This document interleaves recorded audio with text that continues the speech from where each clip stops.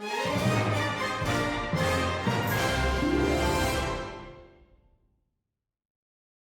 रशीद अहमद एक दिलचस्प सियासतदान है। जब भी वो बोलते हैं तो या तो दूर की कौड़ी लाते हैं या कुर्ब जवार में जो कुछ हो रहा होता है उसकी अमूमी सी आपको एक शक्ल बना के दे देते हैं। उनका एक बयान बड़ा मशहूर हुआ जिसके अंदर उन्होंने कहा कि शहबाज शरीफ साहब दोबारा से मार्केट के अंदर एंटर हो गए हैं। शेख रशीद जब ये बात करते हैं तो लोगों के कान खड़े हो जाते हैं, लेकिन हम आपको बहुत अरसे से ये बता रहे हैं कि हालात पाकिस्तान तहरीक-ए-इंसाफ की हुकूमत के लिए मुवाफिक नहीं है। और जब मुवाफिक का लफ्ज़ हम इस्तेमाल करते हैं इससे मुराद हमारी ये है कि जो सहूलत उनको पिछले 1.5-2 साल में मुहैया की गई थी, अब उस सहूलत की शेल्फ़ लाइफ जो है वो ख़त्म होती नज़र आती है। यानी हम अमलन बात कर रहे हैं एक डील की, लेकिन फ़र्क करने की ज़रूरत है।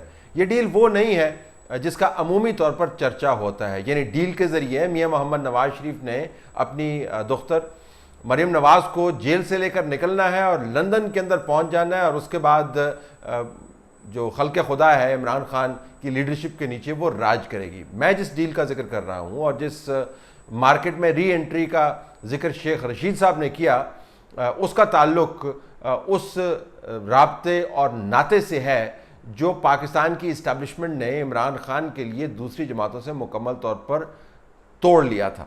अब वो नाते आपको कहीं ना कहीं जुड़ते हुए नज़र आते हैं। तो ये डील नवाज़ शरीफ को बचाने की या जेल से निकालने की डील की बात नहीं हो रही। बात ये हो रही है कि आपने मौजूदा निज़ाम के अंदर स्टेबिलिटी कैसे लेके आनी है। मैं अगले प्रोग्राम्स के अंदर आपको बता पाऊँगा कि इस डील के हवाले से मुख्तलिफ़ जमातों और मुख्तलिफ़ जो स्टेक होल्डर्स हैं उनके पास ऑप्शंस क्या हैं। लेकिन आज मैंने सिर्फ आपको वजाहत करनी है कि इस बातचीत के असल मुहर्रकात क्या हैं। तो पहला मुहर्रक जो है वो बड़ा वाज़ेह है कि पाकिस्तान तमाम तर तजर्बे, तमाम तर ज़ोर, तमाम तर क़ुव्वत जो इस्तेमाल की गई सिविलियन और मिलिट्री को एक पेज पर लाने पर, उसके बावजूद पाकिस्तान सही तरीके से नहीं चल रहा। जो एदाद शुमार हैं वो बेशुमार अवेलेबल हैं और इंडिपेंडेंट सोर्सेज से अवेलेबल हैं जो आपको बता रहे हैं कि पाकिस्तान की ट्रैजेक्टरी यूँ नहीं है, पाकिस्तान की ट्रैजेक्टरी यूँ भी नहीं है, पाकिस्तान की ट्रैजेक्टरी यूँ है। और पेशतर इसके कि ये ट्रैजेक्टरी नोज़ डाइव के अंदर तब्दील हो, हमें इस मुल्क को संभालने की ज़रूरत है। तो एक तो ये हकीकत मुआशी तौर पर आश्कारा हो चुकी है कि पाकिस्तान को अगर मुआशी तौर पर स्टेबलाइज़ करना है तो ये एक बंदे या एक स्टेक होल्डर या एक पार्टी का काम नहीं है। ये अदराक बड़ा वाज़ेह है। दूसरा, हमने जो मफरूज़ा बनाया था कि इमरान खान आएगा और इमरान खान छा जाएगा। इमरान खान छा तो गए हैं लेकिन उनका साया अपनी ही पार्टी के ऊपर बड़ा गहरा पड़ गया है। उस साए की वजह से सब लोगों का ख्याल है कि इमरान खान बहुत बेहतर तरीके से गवर्न कर रहे हैं, लेकिन गवर्नेंस के लेवल बुरी तरह मुतासर हो रहे हैं। पंजाब उसकी एक प्राइम एग्जाम्पल है जहाँ पे चौधरी बरादरान दोबारा से मुतहरक हो रहे हैं और उनको कहा गया है कि बुज़दार साहब को कुछ बताएं कि अकल नु हथ मारो, कुछ कम अपना ठीक रखो, और जिस तरीके से आप हुकूमत चला रहे हैं इस तरीके से पंजाब जैसा बड़ा सूबा नहीं चल सकता। मरकज़ के अंदर भी इमरान खान को मुख्तदर हलकों ने यानी रावलपिंडी की तरफ से मशवरे दिए गए हैं कि जनाब अपनी काबीना को ज़रा सुस्तल वजूदी से निकालें, इनको मुतहर्रक करें, रिफॉर्म एजेंडे को आगे लेके चलें, ताकि मुल्क के अंदर ये तसव्वुर हो कि आप इलेक्शन तो जैसे जीत के आए हैं वो आए हैं, कम से कम उस मौके से आपने फ़ायदा ज़्यादा उठाया है। लेकिन उसके ऊपर कोई ख़ास काम नहीं हुआ। इसके साथ साथ जो मशवरे दिए गए थे कि अकाउंटेबिलिटी के ढोल को इतना मत पीटें कि उसकी थाप के ऊपर सिस्टम नाचने के बजाय एक धुमाल डालने लग जाए और पागलपन हर तरफ फैल जाए। इमरान खान साहब ने वो मशवरा रद्द कर दिया। लिहाजा अब चीफ जस्टिस ऑफ पाकिस्तान को ये कहना पड़ा है कि एहतसाब के अमल के अंदर से सियासी इंतकाम की बू नहीं आनी चाहिए। और तो और फाइनेंस मिनिस्टर साहब की आज की हेडलाइंस उठा के देख लें, वो कह रहे हैं कि एहतसाब को बिजनेस को मुतासर नहीं करना चाहिए। तो वो एहतसाब जिसका झंडा पीटीआई के चंद एक रहनुमा इमरान खान समेत दोनों हाथों से उठा के फिरते हैं, उस एहतसाब के झंडे को लहराने के लिए जो हवा चाहिए अब वो हवा भी अवेलेबल नहीं है। तो ये दूसरा फैक्टर है। तीसरा फैक्टर पाकिस्तान के इर्द गिर्द फैले हुए हालात हैं।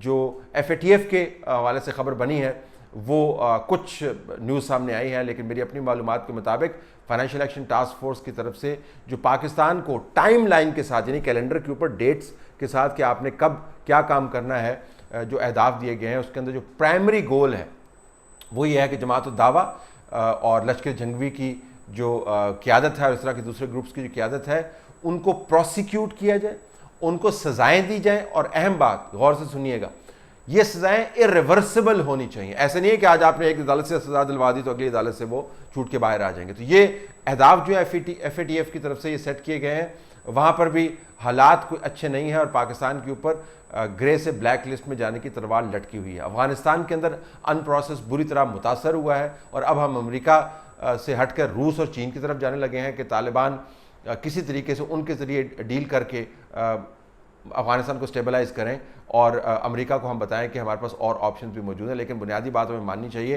कि अगर अमेरिका अफगानिस्तान के अंदर जाने या ना जाने पर राज़ी नहीं होता तो फिर अफगानिस्तान का मसला चीन और रूस के ज़रिए हम हल नहीं करवा सकते। हिंदुस्तान के साथ मामला आपके सामने, इमरान खान साहब एक बड़े डेलीगेशन के साथ, और मैं ये बताता चलूँ कि ये गैर मामूली तौर पर बड़ा डेलीगेशन है। आपको शायद सुन के हैरत हो कि पिछले 30 साल में इतने ज़्यादा मिनिस्टर्स, जिसके अंदर फाइनेंस का मिनिस्टर भी मौजूद है, कॉमर्स का मिनिस्टर भी मौजूद है, जुल्फी बुखारी भी मौजूद हैं, अली सिद्दीकी साहब जो प्रो बोनो ऑफिशियल हैं वो भी ट्रैवल कर रहे हैं, सानिया नश्तर भी वहाँ पर मौजूद होंगी और नईमुल हक साहब तो वहाँ पर खैर मौजूद हैं ही, रज़ाक दाऊद साहब भी वहाँ पर मौजूद हैं जो कॉमर्स को डील करते हैं। तो ये डेलीगेशन, अगर डेलीगेशन नहीं भी है तो ये तमाम लोग वहाँ पर मौजूद है। पहली मरतबा ये हुआ है कि इतना भारी भरकम आप टॉप हैवी डेलीगेशन वहाँ पे लेके जा रहे हैं। मामला कश्मीर का है और हम वहाँ पे बिजनेस डील्स कर रहे हैं। लेकिन इस बात से कतई नज़र, अब मोदी तो ट्रंप के साथ मिलकर खड़ा हुआ आपको नज़र आ रहा है, तो दोनों तो खुशगपियों में मसरूफ़ हैं। तो अमेरिका के तेलों में से जो हम सफारतकारी का, मीडिएशन का जो तेल निकालना चल रहे हैं वो अवेलेबल नहीं है। मिडल ईस्ट जो हमले हो रहे हैं हुसीस की तरफ से, वो एक और तलातुम खेजी का शिकार है और हम वहाँ से जो मदद के तलबगार थे हमें वो मदद नहीं मिली। तो ये गंभीर सूरत हाल बनती चली जा रही है। या हम फॉरेन और डिफेंस फ्रंट के ऊपर लड़ सकते हैं, या हम मुआशी फ्रंट के ऊपर लड़ सकते हैं, या हम मुआशी और डिफेंस और फॉरेन पॉलिसी के फ्रंट पर लड़ सकते हैं, या हम सियासी फ्रंट के ऊपर लड़ सकते हैं। ये अदराक अब पाकिस्तान की इस्टेब्लिशमेंट के अंदर बढ़ता चला जा रहा है, जिसके नतीजे में आपको ये बातें सुनाई दे रही है कि शहबाज शरीफ साहब री एंटर हो रहे हैं। और आखिरी बात जिसको हम कह सकते हैं द बाजवा फैक्टर, जनरल कमर बाजवा की एक्सटेंशन हो चुकी है। अगले 3 साल वो एक सिक्योर टेन्योर की तरफ देख रहे हैं और अब वो पिछले टेन्योर के जो बहुत सारे तदादात थे उनको ज़्यादा डिटैच्ड लेवल से उसके असेसमेंट कर सकते हैं। तो अब उनके सामने ऑप्शन ये है कि आया वो एक हुकूमत के साथ खड़े और मुंसलिक नजर आए। और ये इंप्रेशन जो है PTI की तरफ से बड़ा जानबूझ के दिया जाता है कि देखें जी बाजवा साहब को हमने एक्सटेंशन दे दी, आप देखें जी मुल्क के अंदर जो मर्जी हम करेंगे और हमें कोई हिला नहीं सकता क्योंकि बाजवा साहब हमारे साथ खड़े हुए हैं। या वो एक डिटैच असेसमेंट के साथ पाकिस्तान के हालात का जायज़ा लें और एक नया लायामल तरतीब करें। इन 4 फैक्टर्स की वजह से शेख रशीद साहब को जो नीचे से सुनगुन मिल रही है उनकी खबर के अंदर जान है, वाक़तन री थिंकिंग शुरू है। अब इस री थिंकिंग में हर किसी के पास ऑप्शन क्या है, पाकिस्तान की इस्टेब्लिशमेंबाइंड के पास क्या ऑप्शन है, नवाज शरीफ की पार्टी के पास क्या ऑप्शन है, इमरान खान के पास क्या ऑप्शन है, और इन ऑप्शंस के अंदर जो कंबाइंड ग्राउंड है, इकट्ठा ग्राउंड है, ये सांझी ज़मीन है जिसके ऊपर खड़े होकर मुल्क को चलाया जा सकता है, वो क्या है, ये हम आपको अगले प्रोग्राम से बताएंगे।